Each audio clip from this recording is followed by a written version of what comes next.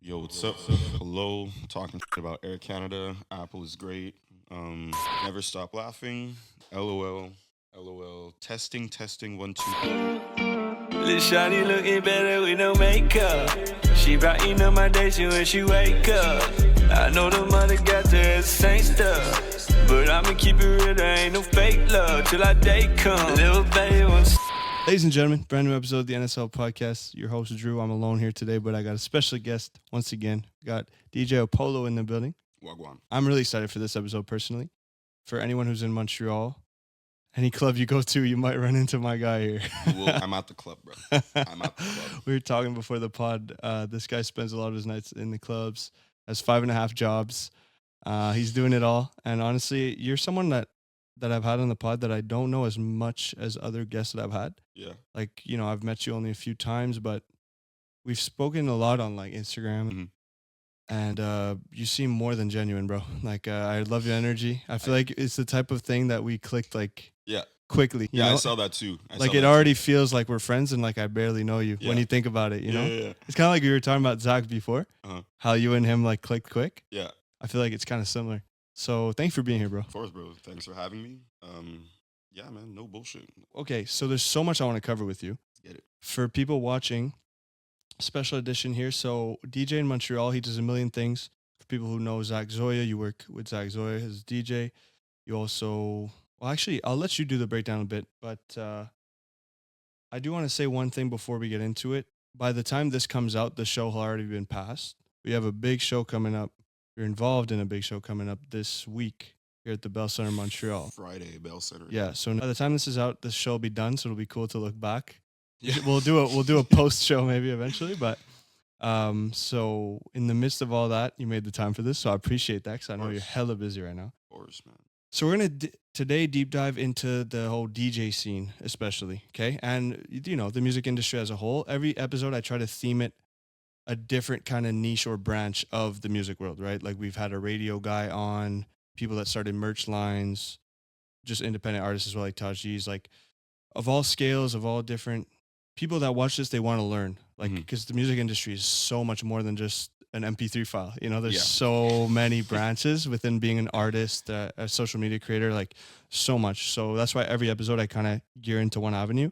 Still, we're going to talk about macro topics, but the whole DJ thing is really what I want to focus on. I want to learn too. Like that's why I do this for myself as well.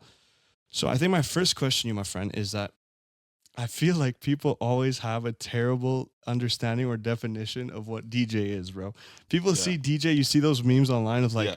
like what do DJs What is even he do? doing? What is he Exactly. even doing? So you being DJ yourself, and you've been for a minute now, I would like you to give your own, and I know it varies, there's different, you know, variations of it and stuff, but in your opinion, how would you, Apollo, define what a DJ is now in today's environment? Dude, DJing is a lot of rule number one, and there's a lot of rule number ones. I say this all the time.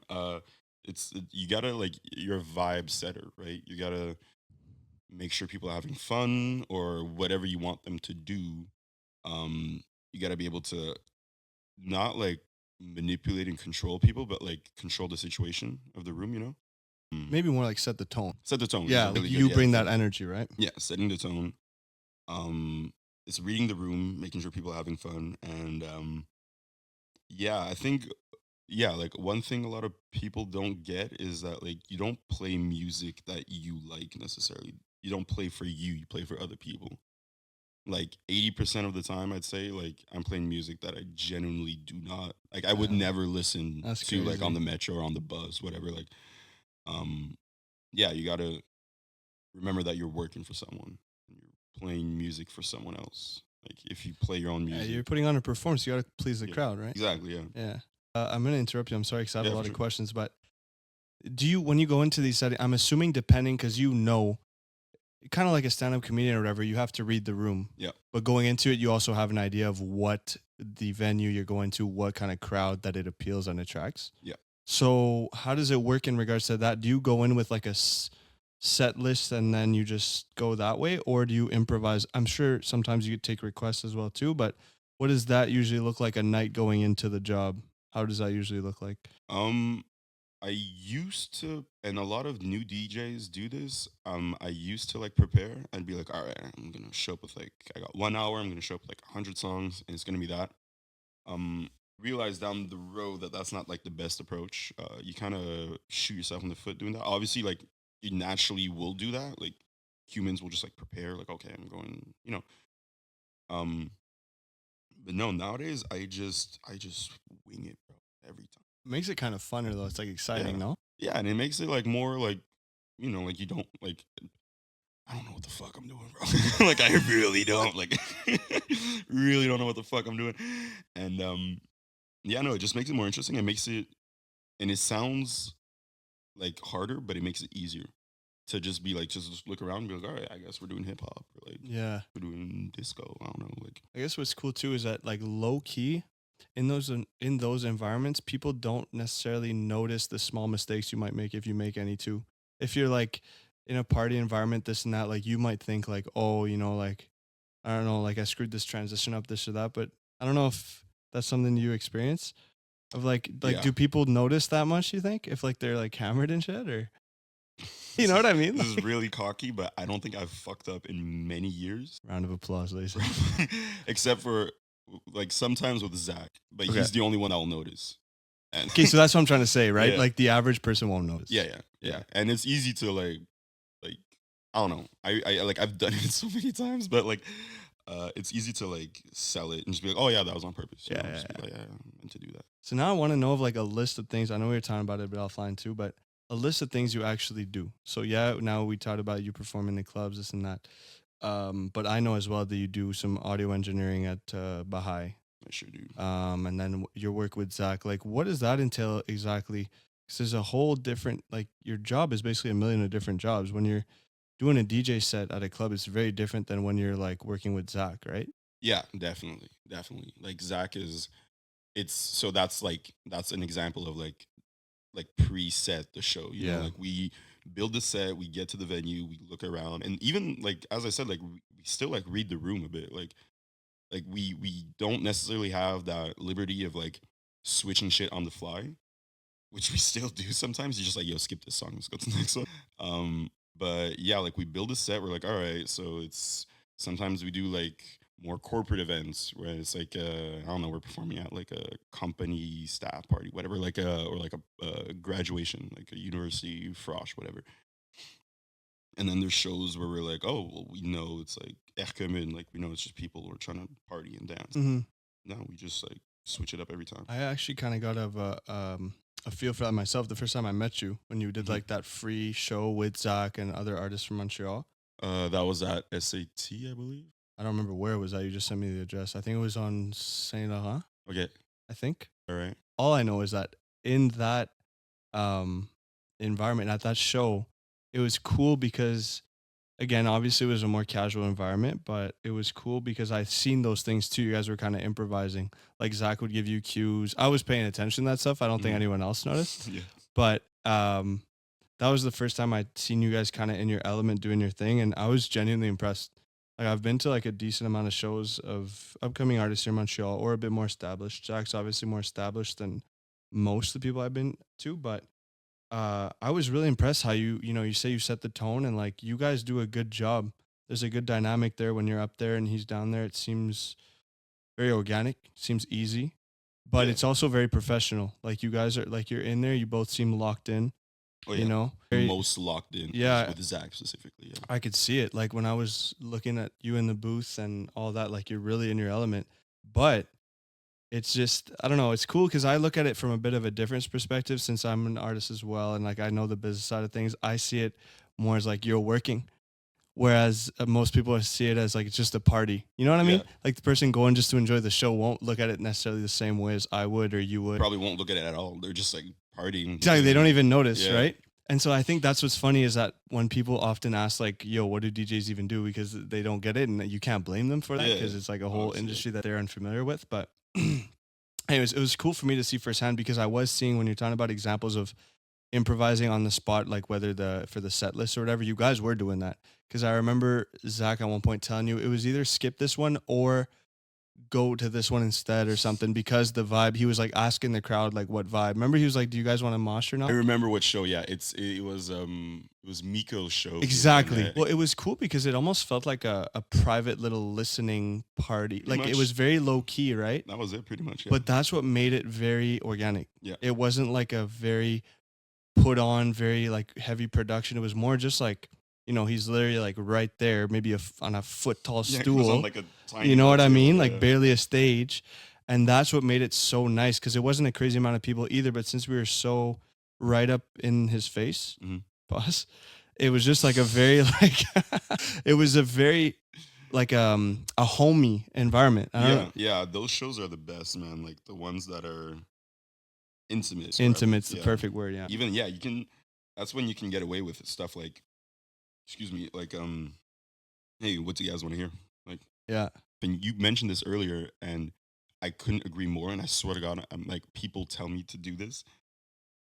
Comedians and DJs have like, They have a lot in common, eh? think about it. You're by yourself in front of like a bunch of strangers, and you're kind of just like you go fishing. Like, I call it going fishing. Like let's say you're a comedian, you'll make a joke about cars, I don't know, and like people will react well, so you keep going, you keep digging, and it's like DJing. Like you put like one like Shakira song, and people are like going off, and like, okay, Latin music is gonna work tonight. And it sets the tone, yeah. and like it's just you against like a bunch of people, and just trying to like You and throw adjust that. bait, and then if they like bite, then that's when you keep Yeah, going. exactly. If you play a hip hop song, no one's vibing, just like, all right, move on to something. Yeah. It's so true. I remember when we had Devo. He works at Virgin Radio, like at Mhm. radio. He was saying that it's very, very similar to comedians as well, like the whole radio world, which is kind of similar to world in a way. But yeah, that's true. Okay, so I want to run it back a bit and speak about you, more your venture into this game and how you got to this, because I don't even really know this actually myself. So obviously you're a big music head, this and that. You told me you were a night owl, you're always up late, this and that. But I kind of want to know where and when and how you decided to pursue this. Like, in terms of music consumption, when you were younger, were you a big music consumer? Is DJing something you were into at a young age? Since you have like a million different jobs, I know you went into music school too. So maybe a bit of background on like how it all lined up to get to where you're at now. I mean, yeah, man, always been into music as a kid. Went to like a music school very early on. Um, like since like when I was like in the first grade, like it was a music school. I went to like this music art school, and but yeah, no, I just like always big music guy, and then weirdly enough, never really was into DJing. But when I turned like 17, 16, started going to like raves and shit, with my friends, and it's always DJs, right? And I was like, dude, that looks fun. Like, and like, not, it wasn't even like thinking about it, but I was like, that looks fun. That looks cool. I think I could do that. And how I really got into it is I went to Dawson College. You Dawson College? The way you point, I thought you were gonna shout them out. No. Fucking hated that school. More than Air Canada or what? Ooh. Dawson or Air Canada? Nah, they're both the ops, bro. Both of them. But yeah, no, I went to Dawson, and it was like my first time not studying music, and so I just hated it. It's a terrible experience. And one day, this guy that I was like hanging out with, that I still DJ with, like to this day, he was like, "Yo, dude, you want to check out like the student radio?" I was like, "Fuck it, I'm bored. Like, I'm trying to make friends. My first semester here. Fuck it, like, let's check it out." And they got CDJs, which is like the fucking industry standard of DJ equipment. It's like $7,000 worth of like DJ equipment just chilling there. So I was like, dude, that's fucking sick. And so I started fucking around with it, and I was going to raves a lot, so I was playing all that rave music. And I got to the point where I would skip class to go to the student radio and just DJ. And dude, that's how I learned. That's how I learned, because it was perfect. It was like set up, and I learned like all the technical, the buttons, the knobs, all that. And because I was going to raves all the time, I just like, as I said earlier, dude, I'm such a night owl. I'm always out in like bars, clubs, shit like that, parties, events, shows. That if you hang out somewhere long enough, bro, you're gonna end up just working there. Like It's like just nature. So yeah, honestly, like even I was having this conversation like last week. Like I at some point I just like looked around and I was like, oh fuck, like I work here. Like I remember my last like day job, real job. I was a lifeguard. That was like 7 years ago, and I remember quitting that and being like, oh fuck, like I committed doing it. It's like doing a face tat. Like doing a face tat. Yeah, I'm not there yet. I don't think I ever will be, but yeah, it was just like it was an accident, honestly. Like even Yeah. I was talking, like I was talking to Zach about this, and him too. He was just like, dude, like how the fuck did we end up here? We're just looking around for like, what are we doing? What the fuck are we doing? That's crazy. That's how it is when you pursue something, I think, because the day to day is like small increments of change, right? So you Yeah. don't notice. But then when you're like X amount of time later and you look back, Yeah, that's when you're like, whoa, things are like, that's when it kind of clicks, like, damn, right? yeah. In moments where like you're like, perfect example is like this upcoming Friday when we were talking in the car, like everything you guys are putting on together for the Bell Center, bro. Like it's Yeah. the Bell Center. Like that's when moments like that, they're like, damn, Yeah, like now it's real, you know? even yeah, like the rehearsals too. We're rehearsing all week, and I was in rehearsals like yesterday and today, and I'm talking to this other dude, another DJ, and just like chilling, whatever. And I'm like, oh, who are you DJing for? And he's like, oh, Manu Militari. Don't know if you know that guy. He's like a Keb icon rapper. And I hate me. I was like, dude, I would listen to that guy in high school, and I'm doing a show with him. I was like, what the fuck is going on? He was like, right? I was like, dude, what? But yeah, man, just looked around one day and I was like, oh, this is my life. This is my career. So what was your first job within the music industry then? Because since you're doing so much, was it working in clubs? Yeah, the first job I got in the music industry was DJing at Studio Backstage. Okay. Doesn't exist anymore. Never heard of that in my life. It's like it was like this rave club 'Kay. spot in the village, and yeah, that was like my first residency, I think you could call it that, and it was like I DJ like rave music every Sunday. Sunday. On Sundays, yeah, because obviously they want Yeah, like, yeah, the yeah, busy yeah. nights to be like more experienced DJs, and I think I was paid $20 a night. Damn. And sometimes I wouldn't get paid. You'd just be like, dude, no one came in. We didn't sell any alcohol, so I don't have money to pay you. I was like, fair. Like, That's how you start though, right? Yeah. Got to start from somewhere. yeah, $20. Like, You can't just expect to go in that industry and just be the guy, you know? no, it Got to doesn't build your way up. work that way. A lot of people think like Most people that's how think it that. is, yeah, but because Yeah. he blew up all of a sudden, but like Exactly. you don't know, he's been grinding. That person's been grinding for like fucking 9 years before. that was Exactly. People only see you once you make it. It's so Yep. funny that people are that like delusional, I find, or like naive. Yeah, You know, like when people pop and they're like, "Oh wow, like this upcoming," it's like, bro, no, he's been here. yeah, you they've know? been grinding It's for fucking crazy. years, and you're now just realizing. So you, Just because now it's on your TikTok feed, Yeah, exactly. now it's relevant. You know, yeah, that person's been grinding since before TikTok existed. exactly, So exactly. It's funny like that. often it's like that, unfortunately. Yeah, facts. So how do you go from this getting paid $20 a night to now? You know, like walk me through that transition of like step 2, step 3. Years, just years, bro. It was it. Residency after residency, new club after new club, booker after booker. I mean, fuck. I don't even. What did I do after that? Okay, so if you don't remember that, then like after those Sunday raves, what was your next gig in the music? Like when is Bahai? Bahai is probably just more recent, no? Bahai is super recent. I've been with them for like A year or two? a year or two. Okay. Yeah, since last year. Yeah. Okay. Mm, And which did Zach come before or after Bahai? I met Zach before. Well, actually, no. Okay, so I knew about Bahai for years. Okay. They're like 3 years old now, I believe. So I knew about them, and I met them, and I was hanging out with these guys all the time. But not all the time, actually. No, I can't say that. Just I knew who they were, and yeah, one day they were just like, "Hey, actually, no, it's crazy. I got it through school. I got it through RAC because RAC does they do these follow ups. They kind of like send you leads once you graduate because the music industry is extremely like fucking hard to get into sometimes. And so they every like couple weeks I get an email They're like, oh, this company's hiring, you should apply, try to get Oh, a that's job. kind of dope, actually. That Yeah, they it's do really that. dope that they do that. So they try to plug you somewhere after you're Always, done. yeah. Like Wow. I graduated like in 2019, and I still get the emails. Do all the music schools do that? I don't know. Okay. I don't know. Okay, because I feel like the other popular one, I don't hear good reviews of it. People that go there, I know like 10 to 20 guys who've been there, and none of them speak that highly of it. I mean, okay, a lot of people. It's because they don't use it right, right? Yeah, Okay, exactly. that's my counter argument as well. And a couple guys on the pod here have said that in the past. It depends, and it's just like my college degree too, bro. It's like if while you're doing it, if you like actually put the work in, Yeah. then you're gonna get value from it. But if Yeah. you just do something just to get by, then yeah, obviously it won't provide value. Okay. People I went to school with, would like after we graduated, would be like, yeah, fuck that. Like, it's a lot of money for nothing. And I'm like, well, like graduating is half the job, like half the fucking, the goal.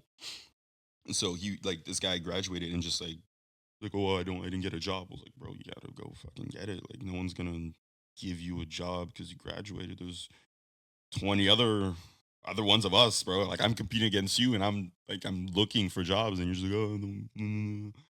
Get it. So like, yeah, just gotta go get it. Yeah. So okay, so the school, I misunderstood. Did they connect you with Baha'i or they connect you with Zach? With Baha'i. With Baha'i. Okay. With Baha'i, yeah. Dope. I got this email on this Yeah. Thank you for that. down here. Appreciate that. I got this email one day saying, yeah, there's like this Montreal collective of artists and they're hiring.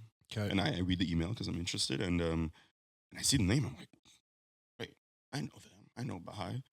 And so I applied and went through like this like a super like professional interview process. Actually, shout out Mando because I was like out of town. Like they did like a mass interview day. They interviewed like a bunch of people. I was out of town that day. We rescheduled. I ended up being out of town again that second day. So like the third time, I was like, yo, please let me do this interview. I know I'm mad fucking annoying, but like I'm mad interested too. And Mando, shout out, was like, yeah, for sure. And did the interview, and it was like super cool, super dope. And I was like, dude, I'm super interested. And they hired me and two other sound engineers that day. Okay. Yeah. And how often do you do that gig? Like once a week? A couple times a week, that's it. Okay, it's kind of Yeah, inconsistent. it's very inconsistent. It's like it's by appointment, by session. Okay. So either they hit me up or people, Like the artist will hit you up the too. artist will hit Yeah. me up, be like, yo, are you free Thursday, 2 Okay. o'clock, whatever. And Okay. Yeah. Oh, dope. Okay, so that's that. And then Zach, when does that come into play, and how does that come into play? Zach came into play about 2 years ago. I was I was at this pop-up shop, a pop-up event, whatever, for like a brand. And I remember not wanting to be there. Like I was having a bad time. And so I was just in this corner, kind of like smoking a cigarette. And my good friend Damiano works at Universal, and he works Zach. So he's Zach's digital marketing manager. So he knew him. And like Zach pulls up, and I'm like, oh shit, that's Zach Zoya. But like he does know me. I don't know him that way. So I'm sure. And that man was talking to him, and at some point, he just like points at me. He's like, that guy. And I'm like, what did I do? What the fuck did I do? He's like, yo, come here. Yeah. And he's like, yeah, Zach's telling me he needs a sound tech for this. It was like a video shoot performance kind of thing out to the new regime. And I was like, yeah, sure, I can do that. And so Zach took my number, and I was like, what the fuck? He's like a super casual, chill guy. And yeah, I was his sound tech for this one event. And I thought it was that. I thought it was just like a one-time gig, and like we just like Yeah. kind of like go our separate ways after that. Had a great time, super cool guy. But then, and this is Mural 2020, I get a call from Damiano, and it's like, yo, are you working tomorrow? Like, are you DJing somewhere? I'm like, yeah, at my residency. He's like, no, you're not. Zach needs a DJ. It's gonna be you. And I'm like, oh fuck. And I had never DJed like with an artist before. I'd always DJed like just like a DJ shows up to the club, does his thing. And so I was like, I don't know. And then he's like, dude, this is like a golden opportunity. Like, you have to take it. I was like, all right. So I figured out getting out of work, and we did Mural, and that was it. The rest is history. Like, and I was like his plan. I was like his fourth option. Like his initial DJ, we had been working with like for years. A visa situation happened, and he had to move back to France. And then there's like a second DJ they had lined up for that show, and I don't know what happened, but it didn't work out. There was a third one, and the reason why I got the call like the day before is because that third one, his roommate tested positive for COVID the day before the show. God bless COVID. God bless whoever that person is. And so they didn't want to risk it. So they were Yeah. like, okay, let's get like a second Replacement, plan B, yeah. you know? And it ended, and so we did the rehearsal like that night. And I'm like doing it, whatever. And the next day they actually found out his DJ, like that third option, his roommate had COVID, but he didn't. Like he tested negative. And so they were like almost like, oh, let's go back to that guy. But they're like, oh, like Apollo already did the rehearsal, so like let's just run with him. Thank God. And that was it, bro. So I was like the fourth option. Yo, so if that other guy would have got it, you probably wouldn't be where you are with Zach now. Definitely no? would not know. Definitely would not. Your life and God works in mysterious ways for that. Yeah. Huh? Like this terrible virus is the reason why, like, you know what I mean? Yeah. Yeah. I never saw it that way, actually. Yeah, Well, this bro, you global should. pandemic kind of worked out for me. Yeah. Not complaining, Yeah. No, that's sick, bro. I always think of it too with the whole NSL thing. That's when I started. Yeah. NSL was like a month before COVID. And then when COVID came, I mean, you know how it was. Like, my school went on pause, my hockey went on pause, my gym got closed, and my part-time job as a student closed, which was everything Yeah. to me. Yeah. So, and I had this music thing I just started. So I was like, yo, like, that's I got all all I this did, time. bro. And that allowed me to build the foundation I have now. So, it's weird when you put things in perspective. It's like, yeah, it came with so many negatives, this and that, but like, I feel like a lot of people utilize it in like a good way too. I mean, I always see problems as opportunities, to be honest. Yeah. But same, dude. I remember when it hit, I was so pissed because like I had like, I was building relationships with like these bookers and all that, and actually, I was DJing at Newspeak a lot, and I had just gotten to the point. I was super pissed because I just gotten to the point where they were reaching out to me, as opposed to me reaching out to them. I'd see like a show, I'd be like, hey, could I like do the first 30 minutes, the first hour, just pay me like $100, like fucking nothing. I just want to like, DJ there. And the first time that they actually reached out to me, they were like, oh, we need an opener. Are you interested? I was like, yes, it's finally happening. And like a month before that show, COVID hit. And I was like, and then years after, after the pandemic, like when it cooled down, I like messaged back to Newspeak and I'm like, hey, like I don't know if you guys remember me, but like if you guys still want to book me as an opener sometimes, I'm down. And the guy was just like, who are you? Like, we got a new booker. I've never met you. And I was like, Wow. yeah. Things changed, especially in that industry at that time, because it was a tough time for like nightlife and stuff. Yeah, bro. dude. I did, dude. I worked in construction. Okay. During the pandemic, dude. Well, yeah, a lot of guys had no choice. Yeah, you have to adapt. You gotta Even big artists, bro, they were desperate. Yeah, definitely because Couldn't tour, couldn't do any of that. and a lot of money comes from the touring. You're like artists aren't making money off Spotify. I know, because it As doesn't go J. to Cole them. said, like it's all the tours, all the shows. That's where you Exactly. make the money, and Yeah. more money coming in.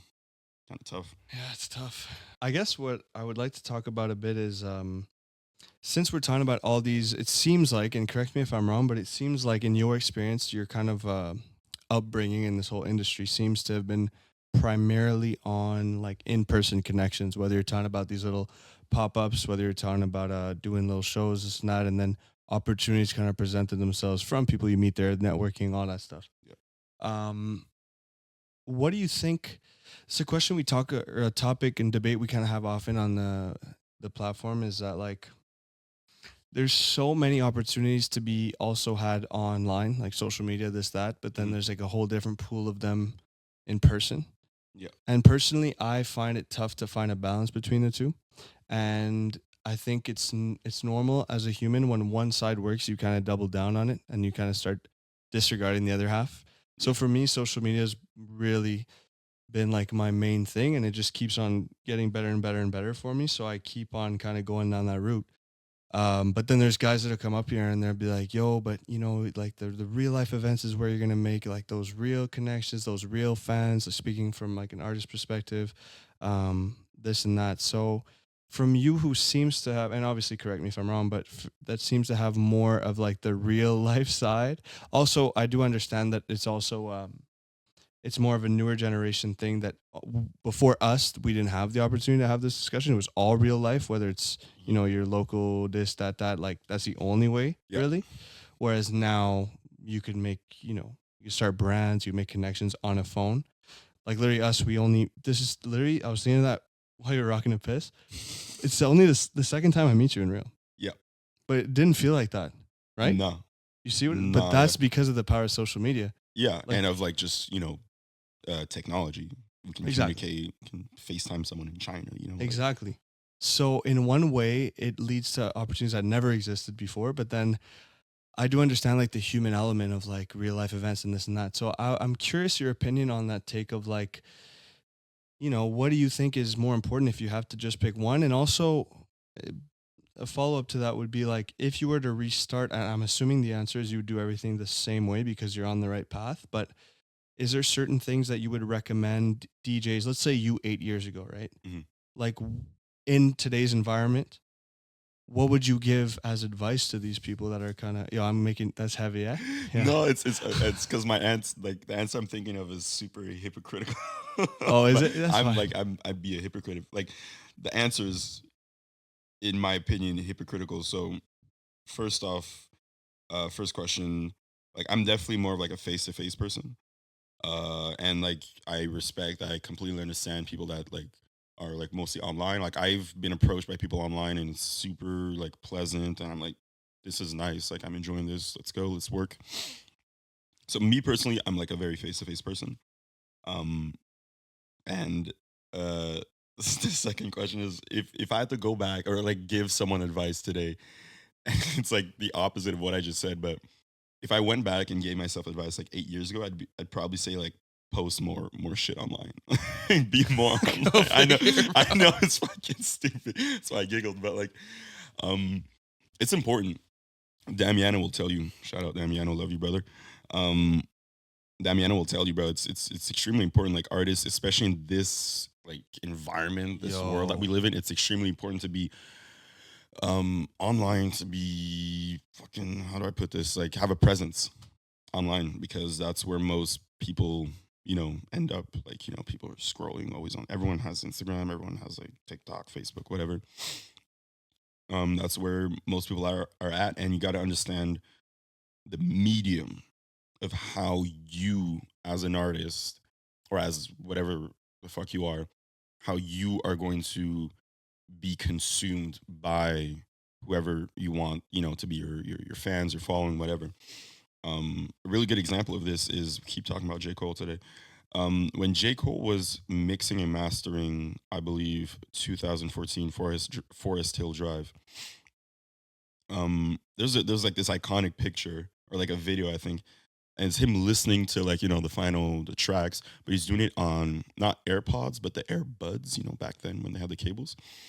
And it, like, a bunch of people are like, dude, what the fuck? Like, what is he doing? But like, when you think about it, and his answer was like, bro, I understand that most of my fans or people that listen to my music do it on AirPods, whatever. And so I wanted to sound good there. And that's why he did it. And I was like, dude, that's fucking genius. And that's what a lot of people should get on, is that, like, to understand how you're going to be perceived and how people consume what you're putting out. Andrew Schulz, another comedian, fucking got this during the pandemic. He understood that like everyone's on their phones now. So he had like the 1 hour special on Netflix, whatever. He would chop it up in a bunch of like 1-2 minute videos and put it on Instagram, TikTok, YouTube, whatever, YouTube Shorts. And the guy's fucking headlining Madison Square Garden. Yeah. Like, Another crazy example of comedians is Matt Rife. You know that little white kid who's like, he's a young, for a comedian, he's pretty young. He's like 28. Yeah. And bro, he started, he was at here just for laughs, but like he wasn't even supposed to do a show. He did a random little like, he just kind of squeezed in somewhere, Mm-hmm. and he put a few TikToks up, and bro, now he's one of the biggest comedians in the game. Yeah, Matt Rife. Yeah, I know that guy. It's insane. Yeah. So exactly, like those who use those opportunities properly. Oof. But it's opportunities, but also like the tools around you. Like, Yeah, you just got to understand. exactly. Like, if you're how do I put this? Like, if you sell T-shirts and you understand, T-shirts is a bad example. Let's say you make movies. Okay, you're an actor. You gotta like, and you let's say actors had something to do with like the whole Netflix thing. You know, you gotta understand that like Netflix is gonna be your medium to get to communicate with your fans, with your following. So you gotta have a good understanding of Netflix, and it's just the same with social media. Like I'm very not a social media guy. Like Yeah. I'm not taking pictures of the dinner. I'm the guy waiting. Like, can you take the picture? I'm hungry. You know. Yeah. But yeah, no, you just gotta have a good understanding of how people are gonna see you consume your product. Exactly. And understand that every social media platform is different kind of content that'll do well. Because like I'll see so many people that use TikTok the way people have been using Instagram for the last 7 years. And it's like that's why it's flopping, bro. Mhm. Because if you think of Instagram, it's all about, well, maybe not reels, but the classic Instagram, what we used to think of how it was initially is like all picture perfect and very clean and aesthetically pleasing. Yep. Whereas TikTok, that stuff usually flops and it's more like the raw, authentic, you know what I mean? Yeah, Just I know exactly what you mean. unfiltered. Yeah. That's what people want, that authenticity across Yeah. the screen. So then people are all confused why their perfect fancy video doesn't do well on TikTok most of the time. And it's like, because you're using your Instagram brain or your Facebook brain or whatever else brain on TikTok. You can't just do that. Now it's a bit different because they have shorts and reels and all that basically mimic that whole, that whole new space. wave, Yeah. that space. But before that, and even still, like people will post up on, I just don't know. It to me, it's very logical, but I think some people just goes over their head that, it's so true. You need to understand the platform that you're trying to push. Like my content is different on all platforms because I understand that it's consumed in different ways. Yeah. You gotta That's what you need to understand understand. Yeah. But a lot of people don't understand that. Mhm. Anyways, we went on a tangent there. I'm sorry, but it fits with actually Yeah, what we were it's all talking about. good. I'm curious to know, and I don't know if you even want to talk about this. We don't have to. It's more of a personal question for me, and understanding like where you're at and stuff. What's your situation in regards to your current status of like representation? Like, are you just doing everything independently? Are you represented? Because since you're like working under, it's like Set Zisk, right? Septième ciel. Septième ciel. I don't know why I Yeah. always have this in my head. Well, yeah, it's Disque Septième ciel. Yeah, there you go. That's the show going on, the label that's thrown on the show at the Bell Center. Mhm. Are you directly connected to them, or it's only because you were working for Zach that you're there? As I said earlier, bro, I have no idea what the fuck I'm doing, and I am by myself. Like, Okay, so you don't have any management or nothing? No. Okay, so is Zach technically your boss or no? Zach is technically my boss, yeah. Like tomorrow morning, he could tell you to fuck off, and you'd have to fuck off. Oh yeah, yeah. Okay. If like that first DJ comes back from France, like it's just like peace out, If bro. that COVID test is negative, he's yeah, no, definitely. Like, yeah, no, I'm by myself. Like, I have a really good relationship with his manager and his With manager. Zach, you mean? Zach's manager. Okay. Zach has a manager. And actually, I think the proper, like, I fuck this word up all the time. Hierarchy. Thank you. I don't even know if Would I'm be saying it. like something like that. It's like I'm down here, and then Zach's manager is my boss, and then Oh, okay, Zach's okay. managers. He's like, obviously he hired the manager, right? So like he's like his boss. But yeah, no, I'm like, so I have a good relationship with him. He'll like, I could call him right now and ask for advice, and he's like just a really cool guy. But no, like when it comes to like DJ Apollo, I'm by myself. So you're your own brand or entity, meaning like for gigs that you have this and that, it has nothing to do with them. Like you don't have to get permission, quote unquote, or run anything by anyone. That's the big advantage to be by yourself. You just do whatever the fuck. That's you why I want. asked. I was curious because I know you have so many things going on. I'm assuming Zach's your main focus there. Yeah, but, like, Zach's always going to be my priority just because Yeah. the shows are way more fun. They're bigger, and like I just owe him so much. Like, yeah, and I know now at this point you guys are friends and stuff, so Yeah. it's beyond just the business side and stuff. But And for you as your future as well, I think it's a good avenue to pursue. I mean, Yeah, definitely. it's just the biggest, the Bell Center, bro. I'd never be at the Bell Center if it wasn't for exactly, Zach, right? exactly. So no, I was just curious more on the business side of things of how that was structured. That's why I asked that question. Because yeah, that's something that's really interested me. Like I've been studying the whole music industry for years, and if one day I have Zach on, that's definitely something I want to learn. Is more like his pursuit of the whole label route and everything. Because it's funny, you see so much. Obviously, you know this. Like they get so much heat and flack online, like labels, this and that. They get such a bad rep, right? Yeah. And I think now a day, and back in the day, I think it was very, very valid Mhm. because there wasn't, there wasn't opportunities that existed today. Let's say, but it's a bit hypocritical. I find often that people bash, bash, bash, and then they end up when the opportunity presents itself, Yeah, they they just jump take on the it. bandwagon Yeah. and take it, right? But yeah, that's more me being nerdy, and I really like learning about the industry. I find it super interesting. But I was wondering where you stand in regards to like, because that's the one thing for me. Let's say hypothetically, if I were to be approached one day, uh, by whether it's entertainment agencies for like the pod, but my music's my main thing. There, this is really a side thing. But let's say be approached by my music. I think the one thing that like my biggest hesitation point would be the creative freedom aspect. Like I would love to work with a bigger brand, bigger business, blah blah blah. And like if you make money, I make money. Let's make money together. Like I'm all for that. I'm not all selfish and kind of stubborn like a lot of these artists are, or not stubborn, that's not the right word, but you know what I mean, like very like skeptical and stuff. Mhm. I'm open for discussion. Like now if people sign bad deals, honestly it's on them. Like there's Yeah. so much education out there, so Yeah. much knowledge, I mean, of like stories and just info online that like if you get played, you're playing yourself nowadays. Back Yeah, in the no. day I understand because this info wasn't available to the public, Now it's out. but like in today's environment, bro, if you need an entertainment lawyer. You need these things that Yeah. like you need to be smart Get about a it. So lawyer.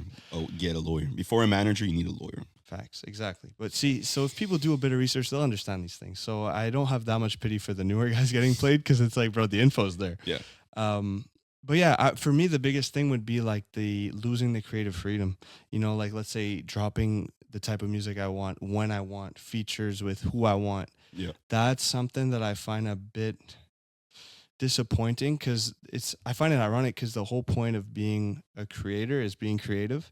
Yeah. And that kind of steps into those boundaries, right? So it's a bit not hypocritical, but ironic. It's like, yeah, I see. Yeah, it's ironic. But yeah, no, it's the best part definitely of being like, just independent by yourself. But yeah, also, yeah, man, even like so many artists I know that like their label just won't let them drop the music they want to, which is a shame, but it's the price you pay for having a team. That's like basically what being signed to a label, like, honestly, I think it's the only advantage, I think, is to like Like have the a exposure and the team. the exposure, obviously, the team, and it's just that the fact that people are committed to you, like there's some like there's Zach, and then there's like people around him that work 9 to 5 towards his success, and that's the payoff, the trade for signing a label. Yes, obviously you lose artistic vision, you kind of like somebody has like all of a sudden you have a boss,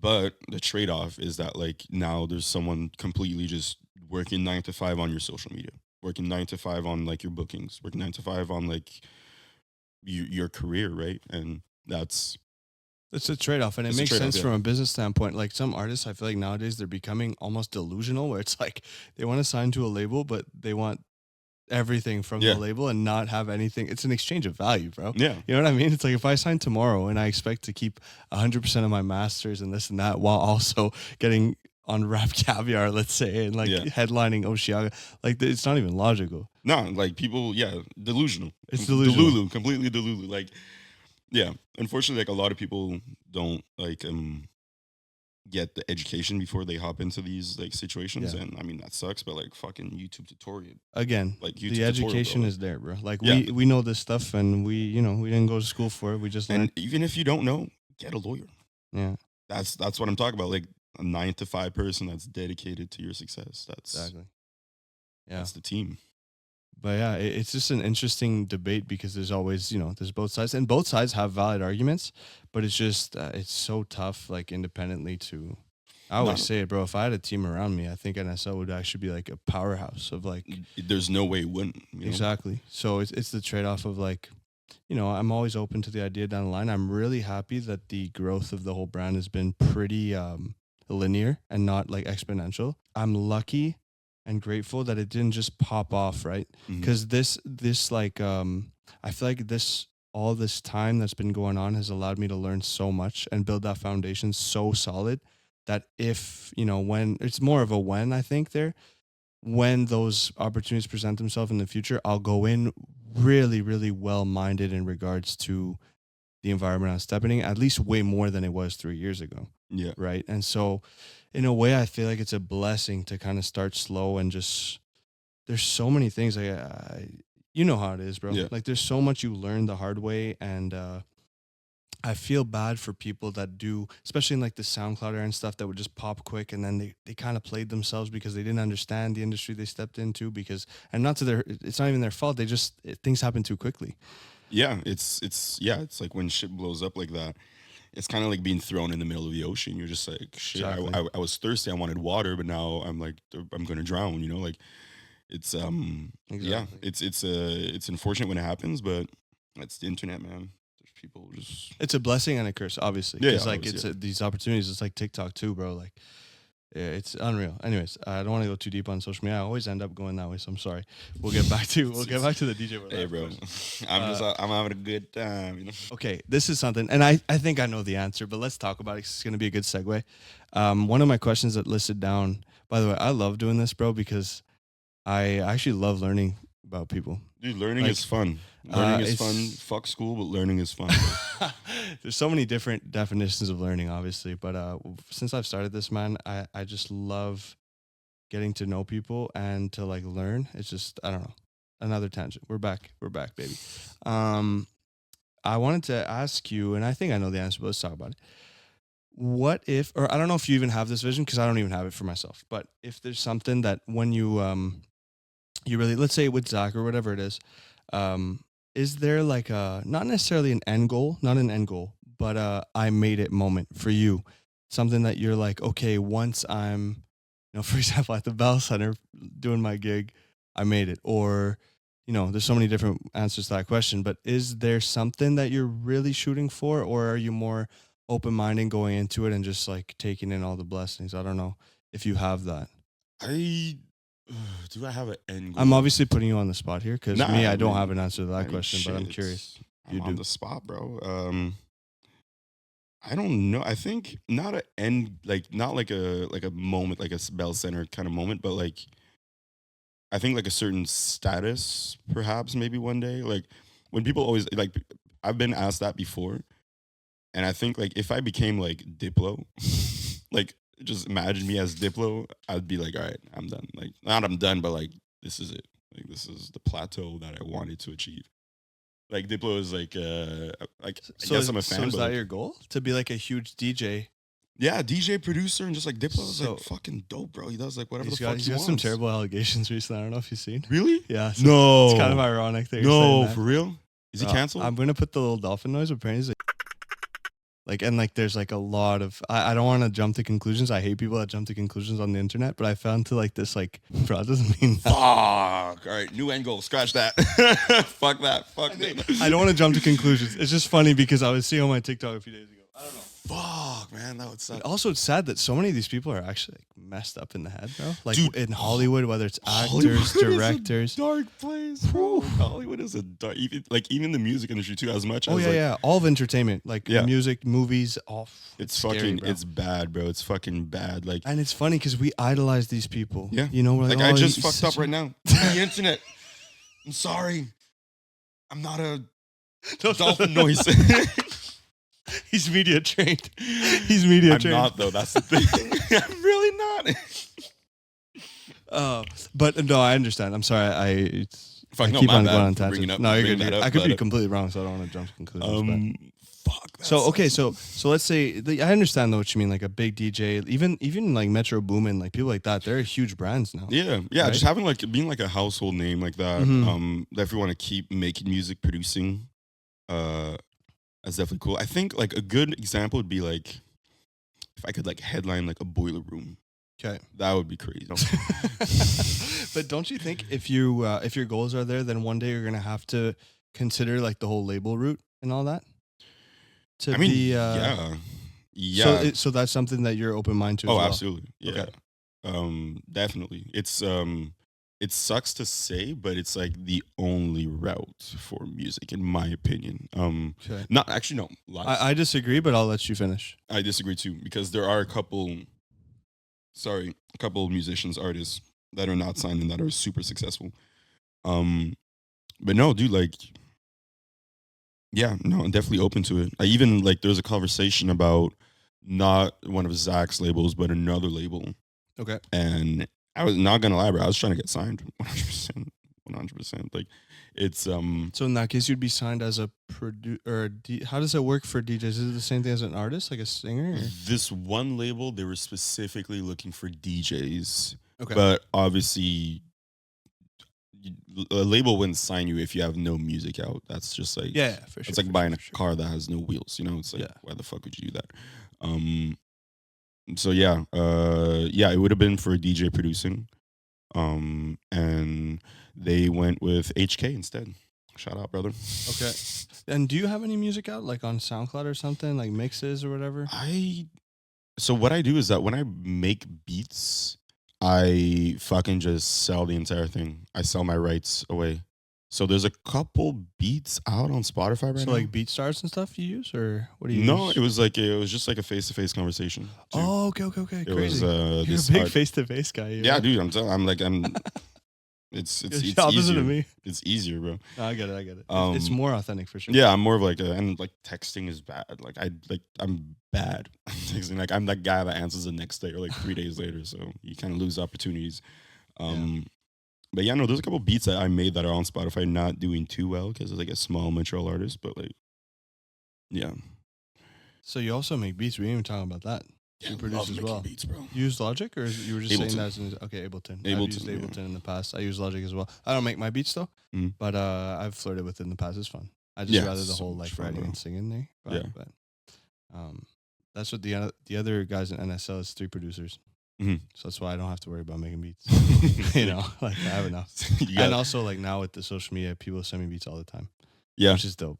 Yeah, it was Taji's, bro. I took his email and it's like his name, Taji's, and it's like SMB at the end, and I was like, the fuck is SMB? He's like, send me beats. Send me beats, And yeah. I was like, and that's just in his email. I was like, dude. Straight to the point. He's like, yeah, bro. Like, I don't fuck around. I was like, all right, bro. Okay, so you know how I said like when you DJ, you're supposed to not play music that you enjoy. you enjoy. Yeah. When I leave the club, or if I'm on my way to the, I told him this the other day. When I'm on my way to a club and I'm like maybe tired and I need like to just to be like hyped up, I listen to Taji's. Yeah. I listen to High, and I listen to EA, and I listen to Stupid. It's one of the newest ones. Yeah, So you like that like angry like energy? yeah. I'm like I'm like Yeah. a rap, trap, hip hop guy. That's like what I listen to. Okay, dope. Yeah, he's got a bit of everything, which is also very important, I think, nowadays, the versatility aspect. Okay, I keep getting off time. I'm so sorry, bro. Dude, no problem. Okay, I have a question for you. Send it. Do you think, in your opinion, in your experience, do DJs get the recognition they deserve? See, the answer to that question has changed in the past couple years. I think back then, before everyone was a DJ on TikTok, before the pandy hit, I'd say they didn't. And I kind of still agree. And speaking of myself personally and other DJs that I work with that I respect, I'd say still no.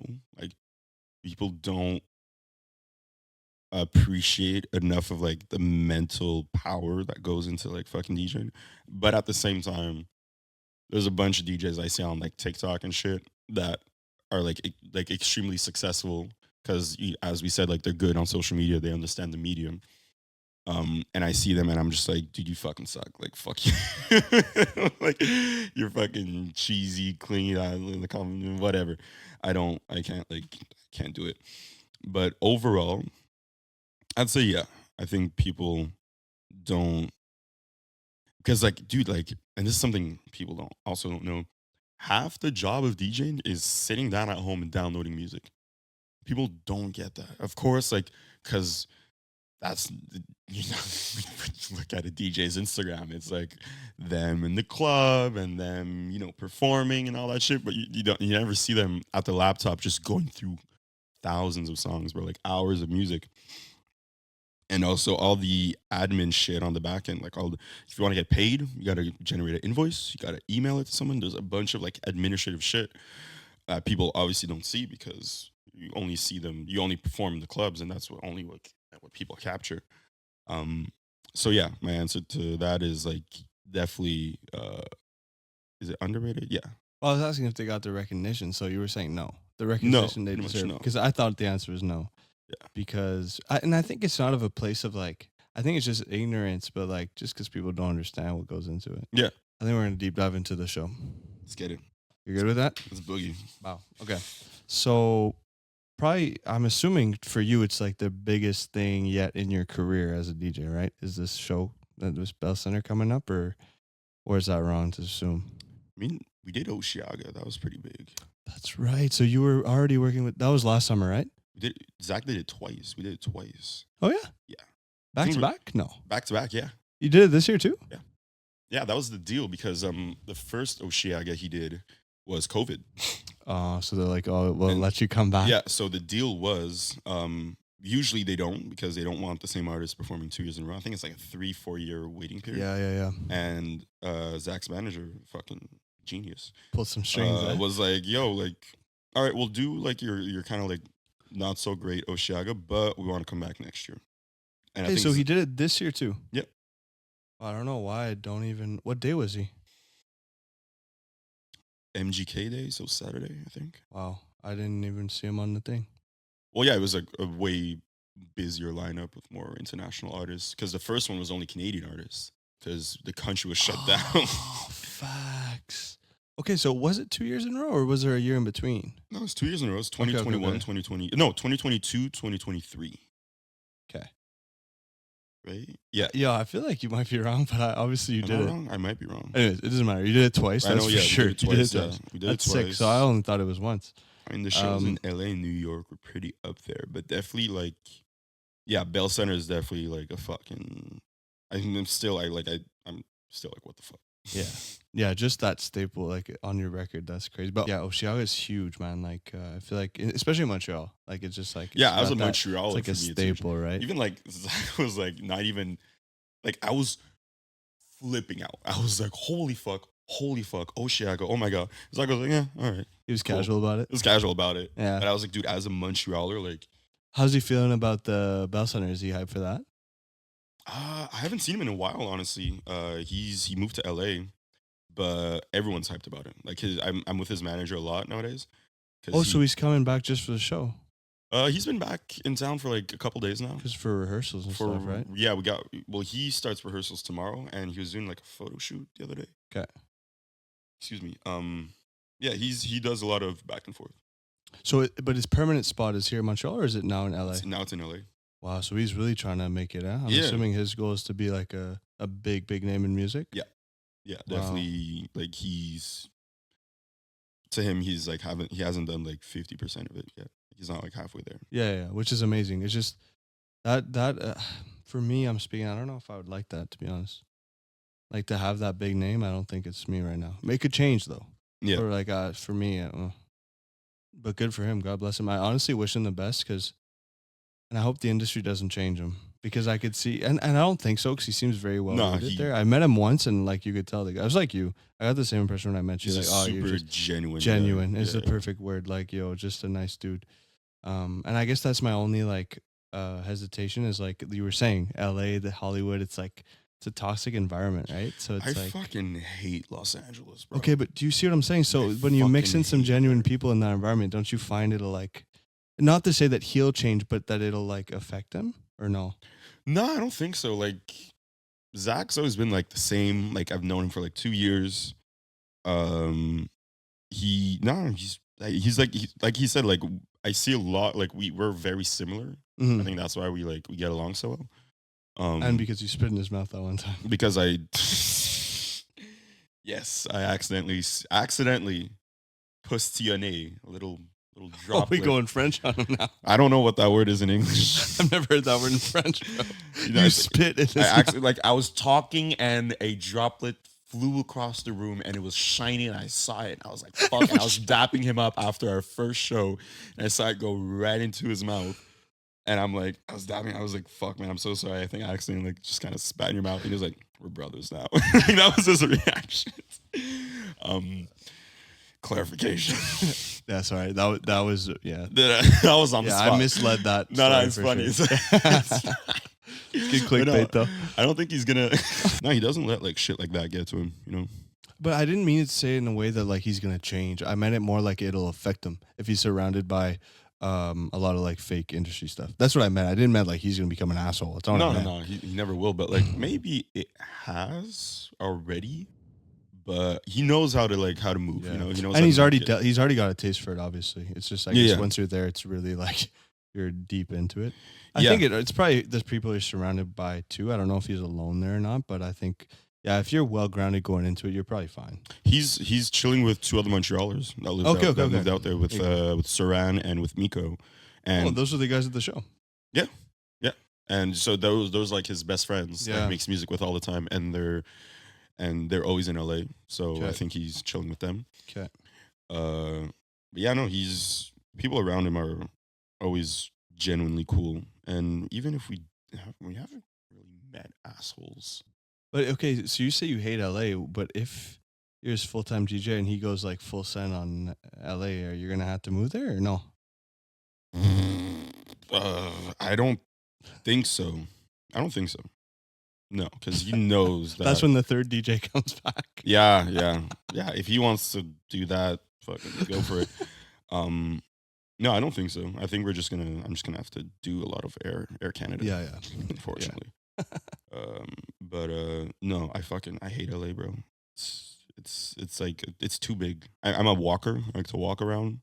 So I like New York. I love Montreal because you can walk anywhere. LA, you can't. I love Toronto. I do though. Yeah, Toronto's good. Crodies. That's where the Crodies Montreal are. and then Toronto. Okay, so, and I say this all the time. Montreal has the scene, like the music scene and like the culture, and Toronto has the industry. It's where the money's at. Okay. That makes sense actually. Yeah, it's like where Universal Canada. They're in Toronto. Live Nation also based in Toronto. Like the biggest fucking like music. Yeah. How do you put this? Money makers are in Toronto. Yeah, I guess in that perspective, yeah. Okay, so what would your advice be to upcoming DJs? DJs just getting into it. Think of you. I know we kind of got into it before when we were talking about the whole like real life versus social media, but more of like more of a different perspective. Like forget about that other social media versus real life thing. Like just what would you recommend to someone starting in this industry today, trying to pursue what you're pursuing? Be present online. Like fucking it comes to some people more naturally. It personally does not come naturally to me, but like dude, just like fucking post your shit, bro. Get people to take pictures of you, take videos, take pictures yourself, promote yourself online. That's the big one. But like more face to face. Dude, just like fucking be consistent. Be consistently good. And fucking like, how do I put this? Look out for yourself. Which also means like do it for yourself. Like nobody is helping you. Like especially as someone that's like been by myself this entire time. If you don't do it, no one's gonna do it. You know what I mean? Like if you want to achieve something, if you want to get somewhere, you need to put in the hours towards that project. let's say like obviously I'm like yeah the Bell Center's coming up, but let's say if I wanted to do DJ Polo by myself at the Bell Center, it's gonna take hundreds of hours to achieve that. So if you do 2 hours a week, that's cool, but just put in the hours because no one is gonna do it for you. Nobody's helping you, and if people are helping you, it's usually a bad sign. It's because they have their intentions. Nobody's gonna help you in this industry without putting their intentions in the back of their head. You know, Okay, you mean like you know me like friends and stuff. You mean like people in the industry? just anyone, friends, people. Like no one's gonna fucking help you. Like maybe your mom. That's it. Yeah, yeah, yeah. No one else is fucking. Yeah, because they have ulterior motives. That's what you mean, right? Exactly. Yeah, Alternative yeah, motives. Definitely be yeah. aware of that. Everyone has them. Yeah. Even dude, like fucking I do. When I work with people, I'm just like, yeah, this is gonna be good for me, you know, which is okay. But that's almost normal. But it's just when people, yeah, there's a difference of like actually taking advantage of an opportunity and then also milking someone. Yeah, and, exactly. Like, actually taking Yeah, I advantage try. I don't think I really milk people anymore. I used to. of it. anymore. Anyway, yeah, I used to way back. Like, dude, like when I started, I was like, fucking, let's milk the cow. But yeah, dude, like fucking do it for yourself because no one else is gonna do it. That's definitely my biggest advice. And like as we said earlier, always try to like sharpen your sword, as I say, master your craft, get better because the world is getting better. DJs are getting better. So if you're staying at this level, everyone's getting better. All of a sudden, you fucking suck. And how would you recommend a DJ getting better? Just keep spinning at the table, like and I mean, yeah, definitely. playing Like, around, or yeah, like the first, like as I said, like at Dawson, I was putting hours where I was like learning every knob, every filter, every effect, everything you can do on a DJ like setup. yeah. Always become better, but also put in the fucking hours. Like honestly, I think where I really started to like fucking master DJing, I'm gonna say this, master the craft of DJing was when I was DJing at Warehouse. You know about Warehouse? Yo, the place where they used to have like $5 food and stuff. I worked there. I was a Damn. DJ there for a It's year. true that it low key gets lit there at night. Actually, on Oh, weekends, bro, huh? the Saturdays, I've had bro. some fucking The Friday, parties there. Saturdays, bro. It's litty.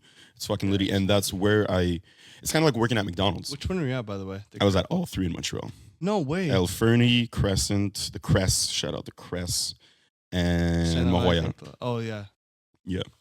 Wow, that's crazy. Doing all three of those. And it's like working there is like the McDonald's for DJs because you have fucking, you're going to play rock music, you're going to play every genre of fucking music, and you're going to deal with the most fucked up customers ever. And it's like McDonald's, you gotta go through like rough shit to learn and to become better. So honestly, dude, shout out Warehouse because it was like the McDonald's for me. I was like, that's when I was like, okay, this is fucking crazy. Like, When was that in the timeline? Now was that after the Sunday raves? oh yeah, definitely. Sunday Raves was, dude, like Day one. 9 years ago. Okay. I was like, dude, I was 17 when I worked there. Okay. But Oh, yeah, that's maybe what I was yeah. underage. I mean, I don't think you'll get in trouble no, many it doesn't years even later. exist But anymore, but I was underage when I started working there. But okay, so that was like 2013, 14, the $20 a Sunday. And Warehouse came about 3 or 4 years ago. okay. Yeah. And Oh, good for you, man. You just I think consistency is probably the best story, Consistency, bro. line for your story and anyone's story. Guys that just keep shooting. Mhm. Eventually it sticks, man. Like you gotta kind of be like not delusional, but like really stubborn. But yo, eventually this is gonna work. Yeah, and obviously there's a bad and a good side to that. Like if you, and as I said, like no one's gonna help you if you just like, if you have like a solid gig. Let's say you do Warehouse once a week. There's a possibility that you're gonna end up 45 years old just still doing it once a week and you go nowhere, and that sucks, but that's life and that happens. But there's also the possibility of you just putting in your hours, learning. It's all about learning and putting in the hours. Yeah. Like Warehouse is where I really learned to like read a crowd. Like for example, there's this one night. It was pretty slow. It wasn't like a Friday, Saturday, and I was at El Fernie on Sandal, El Furniture, and I was like solid DJing. Like I understand the rules, like reading the crowd and all that shit.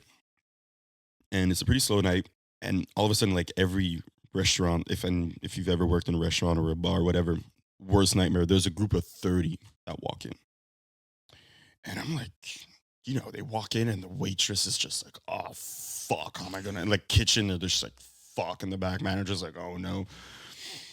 And I'm like, me, it doesn't really affect me, but I'm curious. I'm like, how are you guys? Like, who are you guys? And they all like, there's honestly just like a bunch of young white guys, and they all look the same kind of. So and they take out this entire section next to the booth, and so I get the attention of one of the guys. I was like, yo, who, like respectfully, I was like, who are you guys? What are you guys doing here? And he's like, oh, we're in town. We're from I think Sweden or something like that. Where's trust me on this. You know where Avicii's from? God bless Avicii. God bless his soul, R.I.P.. I don't know where he is. They were from somewhere Scandinavian, no? Something like that, like Sweden, Yeah. right, or something like Yeah, that. it must be. Anyway, and this was you'll see why I asked that. And they're like, yeah, we're from Sweden or something, and we're here for a robot fighting competition. I don't know. They were battling robots. So like, and instantly I'm like, all right, a bunch of like respectfully like not nerds, but tech guys from Sweden, from out of town. You put in like you fucking do in your mind, and I was like, and this was right when Avicii had passed away, and there was like the documentary, and everyone was R.I.P. Avicii. And so I was like, all right, let's just play a bunch of Avicii, and they never even ate their food. Some of them didn't eat their food. They were just jumping up and down in the middle of the bar. And the waitress is just like, dude, what the fuck is going on? And I'm like, they're from Sweden.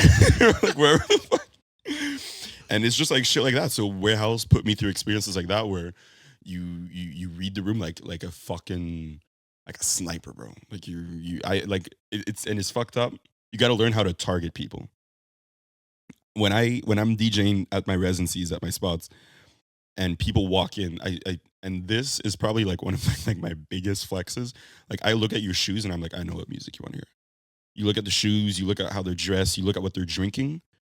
Because motherfuckers drinking like those $5 beers. Stereotype a lot. It's like when I see motherfuckers walking, I'm just like, all right. And I just, as like the comedian, I just go fishing. I play a certain song, a certain genre, and I see them vibing. I'm like, all right, and I exploit that.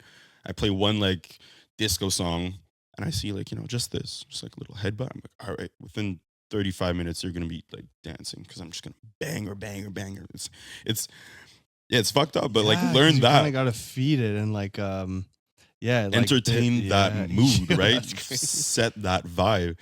And I'm telling you, I target people. Like it's fucked. Like you see a group of like 8 girls in their early 20s, all dressed up, all cute and shit. Like those people are trying to party. You see like a group of like older guys sit in, take a couple beers and shit. I'm like, all right, these guys are loafing. Well, not loafing, but exactly. They're trying to have a relaxed night. You lower the volume a bit so that they don't have to Exactly. yell.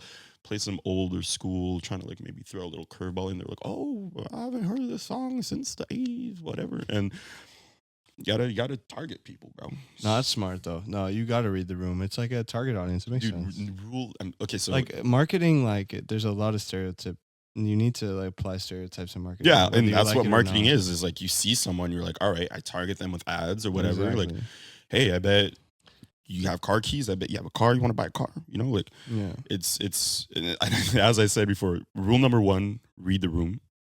Also, rule number 1, and I'm putting you fuckers on. I'm giving you the gas right now. Rule number 1 of DJing: if the girls are dancing, the guys will follow. I'm gonna say that again. Drop the mic, baby. I'm gonna say that again. If the girls are dancing, the guys are gonna start dancing. So that's what you're trying to appeal to then. I'm assuming, no? Yeah, if I do clubs, Yeah. the first let's say I'm doing like a 2-hour set. The first 30 minutes, Rihanna, Miley Cyrus, fucking like music that girls Yeah, like vibe Bad Bunny. to. But Bad Bunny, dude, Taylor Swift right now, bro. Yeah, she's dude, popping. you drop Taylor Swift in a club, bro. Yeah, that's Like that gangster. That's love low-key story. gangster. We Yeah, were yeah. first, yeah. Yeah, it's true. Daddy The Brits said love stay away from Jill. Dude, that shit. that. Even here in Below, I'm a Swiftie. Low key, I'm a Swiftie. Don't listen to it on like the like like it's actually no. That's a good example. It's one of the like the genres of music that I never listen to by myself, but I'm dropping that shit like almost every weekend. And dude, if you make the girls dance, bro, the guys are gonna follow. So that like let's say I'm doing like a 2-hour set at Apartment 200 on Saint First 30 minutes, Latin songs, like girly songs, like just like getting the girls on the dance floor and the guys drinking, they follow. And it's crazy because the second hour of that, I can be going fucking hard, playing like Chief Keef, Pop Smoke, like the big like Waka Flocka, Heavy hitters, yeah. And the girls are still there. It's amazing. It's not like you got it down to a science. I gave you the gas, and I came Yeah, here all to my give you local guys the DJs, sauce. you got it. I came here to give you the sauce and give you the fucking sauce, bro. Yeah. Girls around the world. And that's the thing, bro. It's Beyonce like, said it first. it's through and no one told me this. It's just through years of doing it. I realized, like, Yeah. No, it's good. It's just you've seen things, you've experienced things, and it's amazing.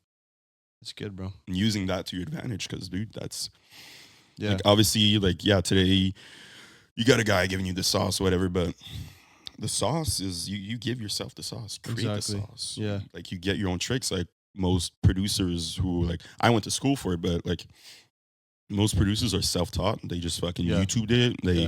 You got to make the mistakes. Yeah. That's the dude. I almost love making mistakes now, because I'm like, damn, I learned from it, and it's never gonna happen again. Exactly. And if it happens again, I'm like, well, I still know. I'm just like, well, you didn't fucking learn from that first Yeah. mistake, Exactly. I almost love making mistakes now. That's a good way to see it. That's an amazing way to see it. Yeah, man, you gotta learn, you gotta fuck up, and especially for young DJs nowadays. Excuse me. I think like a lot of those beers are coming up. Eh? Yeah, they're going somewhere. They're going every direction. They're going down. They're going down, up, left, going sideways, sideways. in circles and shit.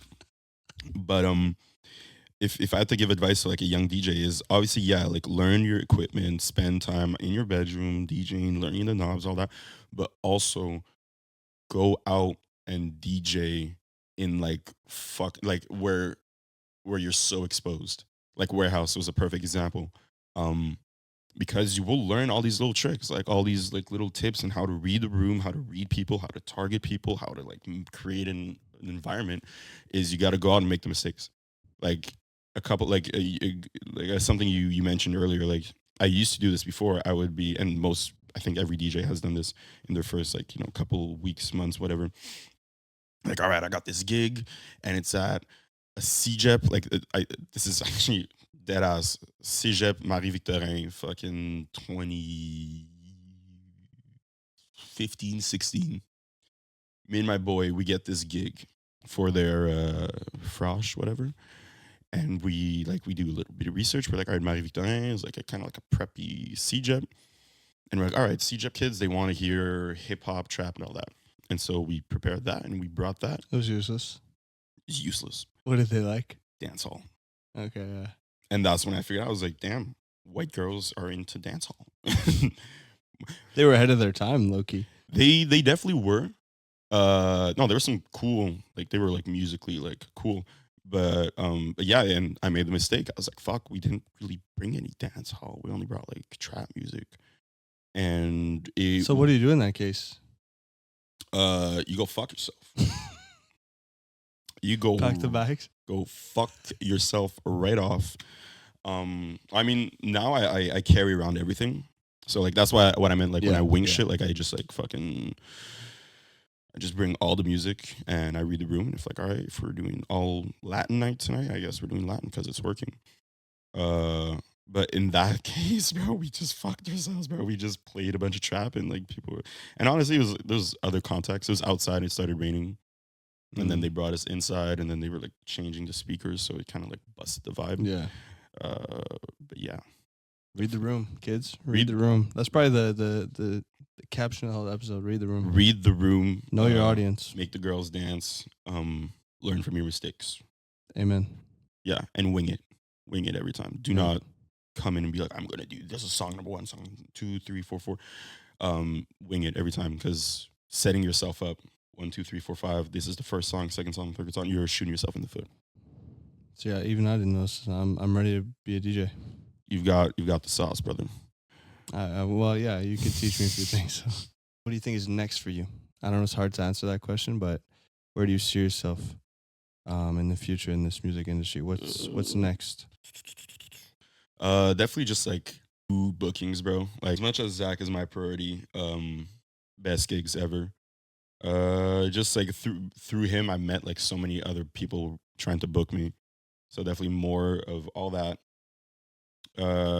In the winter, I do less gigs and do more production. So definitely more music coming out. Hopefully with Taji's, I'm making a beat for you right now, brother. Hope you like it. And yeah, bro, just consistency. Shaji. As I said, I have no idea what the fuck I'm doing. So No, I think that's good. I think it's good to move that way. So You just stay like- open minded that way. Yeah. But yeah, we'll hit Baha'i together. I'll pull up with Tashi's Absolutely, one bro. time. Do a little singing. every Wednesday, bro. Every Wednesday we do. Every Wednesday? we do open sessions. Okay, I can try to lock in, bro. We'll just Yeah, chill bro, with the just boys. Hit me up, man. I'm It's a down. great time. Taj is It's on the usually same there. spot there in like that apartment. Yep. Yeah, it's Okay. near Guy Concordia. Yeah, I hope they do another one of those. I don't think you were there because I would have met you, but they do like networking events and stuff at their place sometimes. Yeah, I was Yeah. there at the last time. Huh? Yeah. Like I was. a year and a half ago or a year ago. It was actually exactly a year ago. It was a year ago. Yeah, I was working the bar. That's maybe because why you didn't see me. I was at the bar all night, baby. Yeah, I yeah. probably took a couple of the cold ones from you. And now that we're saying this, it's starting to make sense. Your Yeah. face always it reminded me of something. I think it was that bartender. Yeah, yeah, they were like, all right, well, we need someone to do this, that, and I was like, I'm working the bar. I'm pretty sure, yeah. I remember exactly. You're behind the little thing. There was like a fridge there. There's like a Yep. tiny little like. Yeah, a little. Aziz was with me that night. Yeah, he was. Yeah, I just saw like so many people. Yeah, going no, out I know, that, I like- know. Yeah. Yeah. Anyways, hopefully they have another one. So that was fun. Yeah, we do. I think they do one like once a year. I didn't get the text yet though. I'm sure that's. When it happens, I'll send Yeah. it your way. I have a good relationship with them, so I'm sure they'll hit me. Yeah, they're fucking cool. They're really dope. Yeah, love working with them. Yeah, they're really dope. But yo, thank you for being here, bro. I actually really enjoyed this convo. Thanks for having Like me. I got bro. to know you a bit more, and that's the whole point of these. So You got the sauce.